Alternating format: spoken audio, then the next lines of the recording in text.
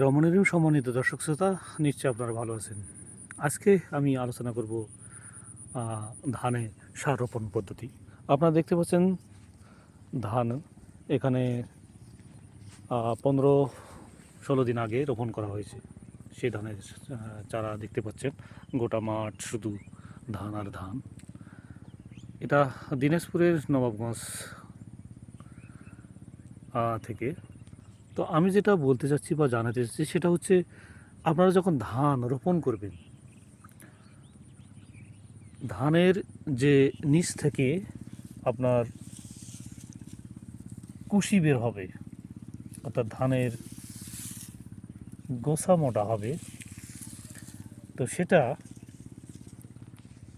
বর্তমানে অনেক syndicate company বা ব্যবসা রয়েছে বা এজেন্ট রয়েছে, তারা বিভিন্ন ধরনের উপাদান দিয়ে প্যাকেটজাত করে তারা ব্যবসা করতেছেন কোটি কোটি টাকার। কৃষককে জানানো হয় যে আপনার ধানের গুছি মোটা হবে, সমান হবে, ফলন বাড়বে, ইত্যাদি ইত্যাদি বলে তাদের কাছ থেকে পকেট খালি করা হচ্ছে। কিন্তু সবচেয়ে মজার বিষয় হচ্ছে, আপনারা খেয়াল রাখবেন, ধান যখন রোপণ করবেন, রোপণ করার ঠিক 10 থেকে 21 দিনের মধ্যে যদি আপনি প্রথম ডোজ ইউরিয়া প্রয়োগ করেন, ইউরিয়া